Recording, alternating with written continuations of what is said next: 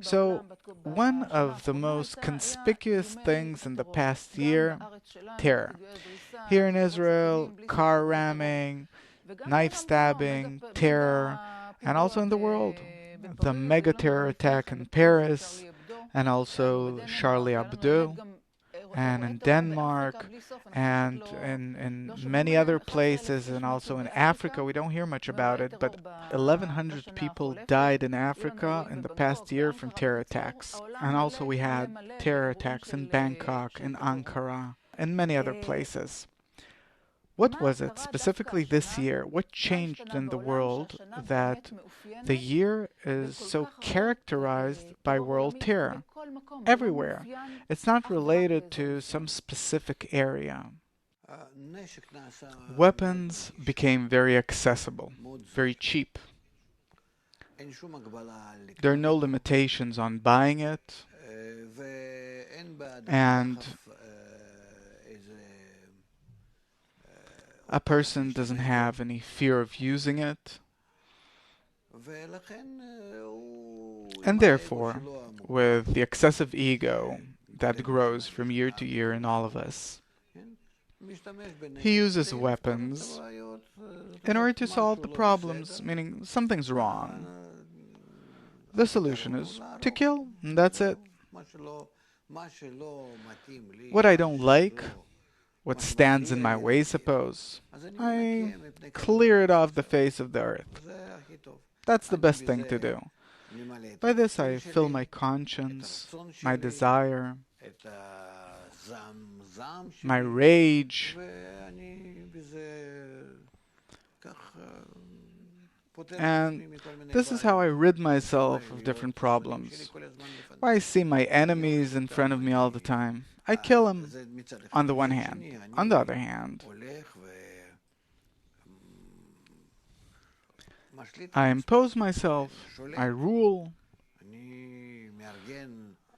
I organize different gangs, groups, power, and by that, I rule. A very prominent problem in 2015 is that the industry, which was still an old kind of industry, with technologies of iron processing and oil, heavy kind of, and coal, all that is moving on to lighter things, where we no longer need workers to work inside the ground, taking oil out of the ground, or even gas. Even we still do need it, but it's not the same hard work like in the US, suppose. After New York, from New York and on to Chicago, there were plenty and plenty and plenty of factories and different mines. It was a workers' area. I visited these places and I know how people lived there. Everything closed down. Like Detroit, suppose. Everyone knows that everything closed down. People don't have any work. These cities, they simply become places that you can't go into, even in daytime, all the more at night for sure. Why does it come to mind speaking about terror?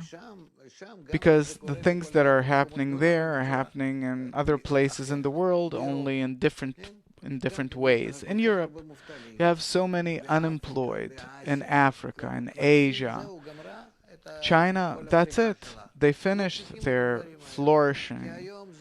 No one needs those things anymore because today you can create all these things. China was good as long as instead of an American worker, you take a Chinese worker. If you don't need an American worker or a Chinese worker because you have new technologies that you don't need workers at all, then do you understand what you're facing?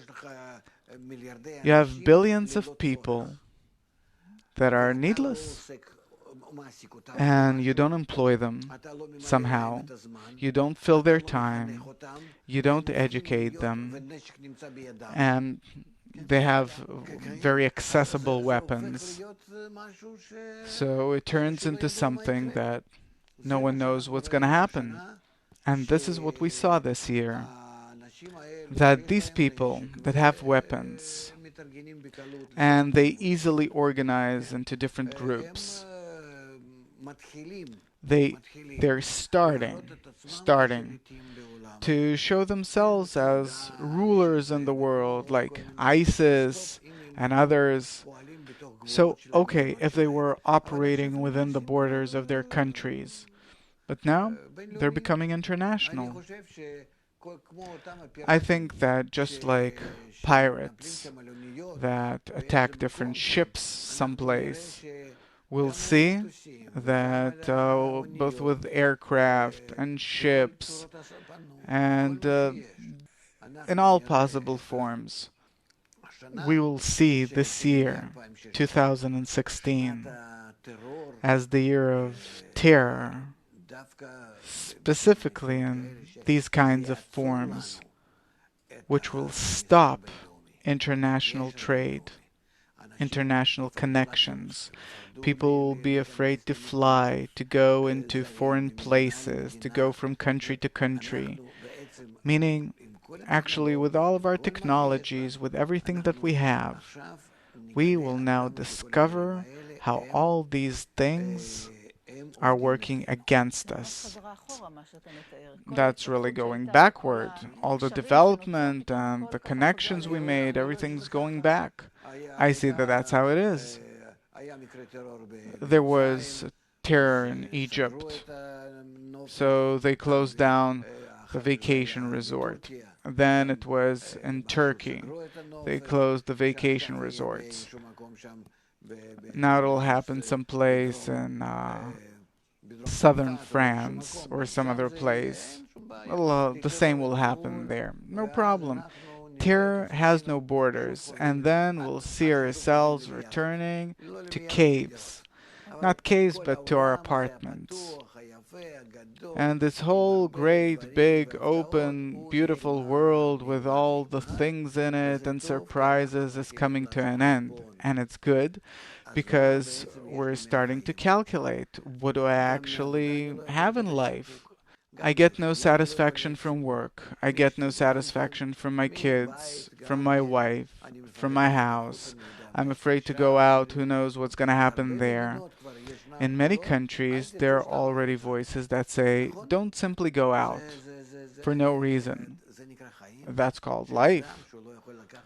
That a person can't take his family or go on his own, take a walk, go out, have a good time. I can't imagine the French not sitting in cafes.